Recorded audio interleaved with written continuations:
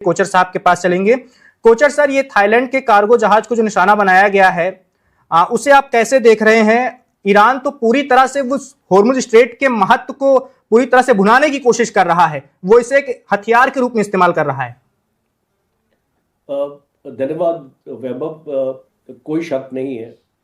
अब आप इसको देखिए, अगर आप एक देश के ऊपर इतनी बमबारी करेंगे और उसके डिसैलिनेशन प्लांट को भी नष्ट करेंगे, 10 ऑयल टैंकर के ऊपर भी आप जानते हैं कि एक ब्लैक रेन हो गया है वहाँ पे एक आपका एनवायरनमेंट भी इसको अफेक्ट हो रहा है, वहाँ के लोग इफेक्ट हो रहे हैं। आप उनके इकोनॉमिक सेंटर्स को मारने की कोशिश करेंगे तो ये एक जैसे अंग्रेजी में बोलते हैं ना, नो होल्ड्स बार्ड। अब कोई भी गुंजाइश नहीं है कहीं पर भी रियायत देने के लिए, और इसीलिए इस लड़ाई में एक ईरान का एक भीषण एक उसकी इमेज सामने आ रही है कि वो अभी किसी को नहीं छोड़ेगा। और आने वाले वक्त पे आप देखेंगे कि अगर ये लड़ाई और खिंचती, और अमेरिका जिस तरीके से पीट हेग्सेथ ने आज जो कल की जो ब्रीफिंग थी उसमें बताया था कि बहुत ही इसको हैवी इंटेंसिटी से हम बमबारी करेंगे, और on the western side also Israel ने अपने हमले शुरू कर दिए हैं। ये वेस्टर्न ईरान के ऊपर काफ़ी गोलाबारी हुई है वहाँ पे और उनके ठिकानों पे और रिहायशी इलाकों में हुई है। ये खास तौर पे मैं इसका जिक्र इसलिए करना चाहता हूँ क्योंकि इसराइल अभी कोई भी एरिया नहीं बख्श रहा है। मिलिट्री टारगेट्स हो गए, सिविलियन टारगेट्स हो गए, इकोनॉमिक टारगेट्स हो गए। तो ईरान को आप क्या एक्सपेक्ट करते हैं कि वो ये सहते रहेंगे? तो इस लड़ाई में जब हम देखते हैं कि दोनों साइड्स किस तरीके से और रणनीति के साथ आगे निकल के आई हैं, तो इनकी रणनीति जैसे अगर आप ये 12 दिन की लड़ाई को एनालाइज करें और इसको अगर आप 3 पार्ट्स में डिवाइड करें तो आपकी अंडरस्टैंडिंग बेटर हो जाएगी। चौथे और 5वें दिन तक खाली मिलिट्री टारगेट्स और command control centre, air defence वगैरह इस तरीके की चीज़ें टारगेट हो रही थी। 5वें दिन से 8वें दिन तक हमने ये देखा कि आप स्लोली सिविल एरियाज में आ गए, आप उसके इकोनॉमिक टारगेट्स में आ गए, और फिर इसको 9th डे के बाद हमने देखा कि जो एक देश के लोगों की जरूरत होती है पानी के ऊपर, डिसैलिनेशन के ऊपर आप करें, बिकॉज ये जो सारे देश हैं यहाँ पे इतनी बारिशें नहीं होती, इतना रेन वाटर अवेलेबल नहीं होता, स्टोरेज अवेलेबल नहीं होता है, और ये सी वाटर को इस्तेमाल करते हैं डिसैलिनेशन के लिए। ये आपकी गल्फ कंट्रीज के लिए भी लागू है। तो इसको ईरान ने भी फिर आपने देखा कतार के भी डिसैलिनेशन प्लांट पे हमला किया। तो अब एक ऐसी लड़ाई हो गई है जहां कोई आपकी एथिक्स इन्वॉल्व नहीं है, आपकी कोई चीज इन्वॉल्व नहीं है। और हमेशा एक चीज हमने देखी है कि लड़ाई के खत्म होने से कुछ दिन पहले हमने इजराइल में भी देखा था। आपको अगर मैं आपके ध्यान वहां पे ले जाऊं, जब सीज फायर हो रहा था और ये बोर्ड ऑफ पीस की अनाउंसमेंट हो रही थी, तो बोल रहे थे कि और 2 दिन में सीज फायर हो जाएगा। वो 2 दिन में इजराइल ने बिल्कुल भीषण गोलाबारी दबा के सिविलियन एरियाज पे टारगेट किया और काफी सिविलियंस को मारा, क्योंकि वो जानते थे कि अब सीज फायर पास आ रहा है और उसके बाद शायद उनको मौका नहीं मिलेगा। तो ये सेम चीज मैं यहां पर भी देख रहा हूं। ये स्ट्रैटेजी दोनों देशों के लिए लागू होती है, तीनों के लिए, बल्कि इसको अमेरिका के लिए भी और इजराइल के लिए भी और इस ईरान के लिए भी। और इसलिए हम देख रहे हैं कि अभी आप इसको देखें, आज की इंटेंसिटी काफी तेज थी और गोलाबारी, इसलिए इसको अब ईरान क्या कर रहा है, वो आपके लिए कॉस्ट बढ़ा रहा है। वो आपके लिए एक स्टेट ऑफ हॉर्मुज एक उसके लिए एक डेटरेंस बन चुका है। लाइक हम इसको न्यूक्लियर डेटरेंस बोलते हैं। अब state of Hormuz is non Iran state of deterrence में बुलाऊंगा उसको, हॉर्मुज की जगह डेटरेंस बुलाऊंगा। और वो इस तरीके से उसको एक लीवरेज की तरह, एक जगलर वेन जैसे बोलते हैं, उसकी तरह इस्तेमाल कर रहा है। और आने वाली वक्त में आप देखेंगे कि हम जब एज मिलिट्री एनालिस्ट और रिसर्चर्स भी हैं, हमारे जो यंग रिसर्चर्स आपका जो प्रोग्राम देखते हैं, जी। मैं उनको कोशिश करूंगा कि ये कैंपेन को डीपली स्टडी करें, बिकॉज आने वाले वक्त में जो लड़ाई है, जो सीख है, यूएस को मिलेगी, इसराइल को मिलेगी, ईरान को मिलेगी, वो इस गल्फ कंट्रीज की जियो पॉलिटिक्स को शेप करेगी। तो ये एक बहुत इंपॉर्टेंट क्षेत्र बन गया है, क्योंकि वर्ल्ड की इकोनॉमी यहीं से चलती है। It is the centre of Kochar sir, gravity. क्या ईरान की ये भी रणनीति हो सकती है कि जैसे स्ट्रेट ऑफ हॉर्मुज को बंद करने के बाद बहुत सारे देशों को तेल की किल्लतें होने लगी हैं, गैस की किल्लत होने लगी है, तो वो अपनी जरूरतों को पूरा नहीं कर पाएंगे तो अमेरिका पर दबाव बनाएंगे कि आप इस जंग को रोकिए ताकि हमारे तेल जहाजों की आवाजाही हो सके। क्या ये भी रणनीति हो सकती है ईरान की? बिल्कुल ये है। आई मीन अगर इसको ईरान ये सब कर रहा है, ये चाहता है कि इस यूएस के ऊपर भी प्रेशर आए, क्योंकि अभी तो ईरान के ऊपर पूरा प्रेशर है। अब ये चाहता है कि प्रेशर शिफ्ट हो, यूएस पे आए, और यूएस की जो छवि, आप इसको जानते हैं कि मागा सपोर्टर्स अमेरिका में वो ऑलरेडी ट्रम्प के खिलाफ बोलना उसको शुरू कर दिया। आज अमेरिका में भी प्रोटेस्ट हुए हैं इस लड़ाई के विरुद्ध। तो अब एक तरफ अमेरिका की इकोनॉमी 40 ट्रिलियन डॉलर डेट में, ऊपर से इस लड़ाई का जो खर्चा है वो इसको मिनिमम रोज $1 बिलियन का खर्चा है अमेरिका की तरफ से। तो जैसे अगर ये आपका खर्चा आपका बढ़ता जाएगा, अमेरिका की भी तकलीफें आपकी बढ़ती जाएंगी। और रशिया और चाइना तो बहुत खुश हो रहे हैं, बिकॉज वो देख रहे हैं कि अमेरिका की जो मिलिट्री, जो उसके पास रिजर्व्स है, वो खत्म हो रहे हैं, उसकी मिलिट्री ताकत को भी ललकारा जा रहा है।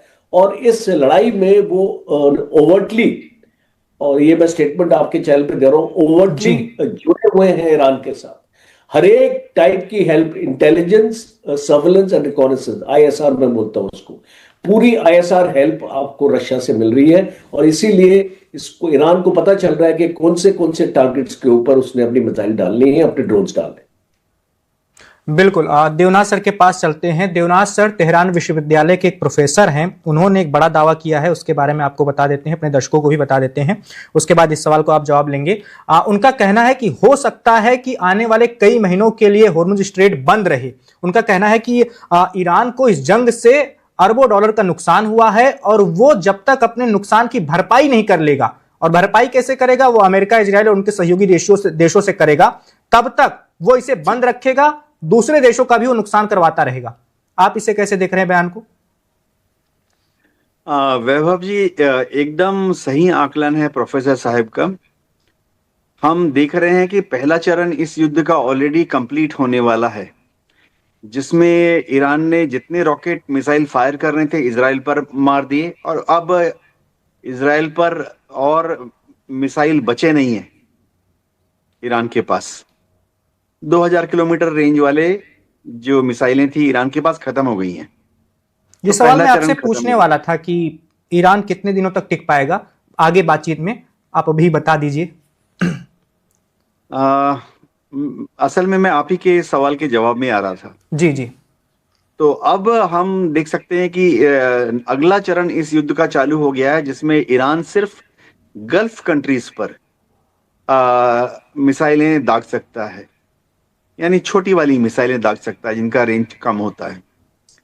तो उसी रेंज में स्ट्रेट ऑफ हॉर्मुज भी आ जाता है। स्ट्रेट ऑफ हॉर्मुज को बंद रखने का जो सवाल है, ईरान की नेवी क्या कर सकती थी या कर सकती है, वो तो ईरान की छोटी सी नेवी थी, उसमें कुछ पेट्रोल बोट्स थे, कुछ मिसाइल बोट्स थे, बहुत छोटे छोटे कॉरवेट्स थे, उनको अमेरिका ने डुबा दिया है। तो straight of Hormuz surface ship से बंद करना नामुमकिन। ईरान ने कोशिश की है शुरुआती दौर से ही कि स्ट्रेट ऑफ हॉर्मुज में वो माइन बिछाए। अब माइन, मैं दर्शकों को बता दूं क्या होता है। समुद्री सुरंग को कहते हैं, जो कि समुद्र की सतह पर तैरते रहते हैं, या दूसरी वैरायटी माइन की ऐसी होती है कि समुद्र की सतह से 20 फुट 30 फुट नीचे तैरते रहते हैं। जब कोई शिप जाता है तो उसके साथ टच करके फट जाते हैं। कुछ जो माइंस हैं ईरान जो बिछाने की कोशिश कर रहा है, वो ऐसी भी हैं जिनमें जरा एक चुंबकीय पदार्थ लगा हुआ है। तो जब अगर पानी का जहाज 25 गज इधर से या 50 मीटर उधर से जा रहा है तो वो जी। चुंबक के से अट्रैक्ट होके शिप से जाके टकराता है और फट जाता है। लेकिन अमेरिका की जो नेवी है और अमेरिका के जो एयर एसेट्स हैं, उन्होंने ईरान के माइन बिछाने वाले जो माइंस लेइंग शिप्स होते हैं उनको भी न्यूट्रलाइज कर दिया है। अब आता हूं मैं आपके सवाल पर कि स्ट्रेट ऑफ हॉर्मुज, देखिए अब वो समय आ गया है जब ईरान की फायर पावर खत्म होने वाली है। बहुत जल्दी ही हम देखेंगे कि ईरान की जितनी मिसाइलें हैं जो कि 1000 किलोमीटर, 800 किलोमीटर, 600 किलोमीटर फायर कर सकती हैं, वो खत्म होने वाली हैं। इस हफ्ते के अंत तक खत्म हो जाएंगी। तब ईरान क्या करेगा? तब ईरान के लिए एक ही चीज संभव है कि स्ट्रेट ऑफ हॉर्मुज में अपनी जो बहुत छोटी छोटी मिसाइल हैं जिनकी मारक रेंज मात्र 40 किलोमीटर, 60 किलोमीटर या 100 किलोमीटर है, उनका इस्तेमाल करेगा, क्योंकि और तो कुछ बचा नहीं। ईरान के पास 2000 किलोमीटर वाली इजराइल की मिसाइलें ऑलरेडी खत्म हो गई हैं। ईरान के पास लेकिन 800 किलोमीटर वाली मिसाइलें। देवनाथ सर, बहुत सारे ऐसे वीडियो सोशल मीडिया पर आ रहे हैं जिसमें ईरान की ओर से ही वो वीडियो जारी किए जा रहे हैं जिसमें सुरंगों के अंदर बहुत सारी मिसाइलें दिख रही हैं और वो ये वीडियो दिखाकर ये बताने की कोशिश कर रहे हैं कि हम लंबी जंग के लिए तैयार हैं। वो वीडियो क्या झूठी वीडियो है या वो सिर्फ दिखावे के लिए है?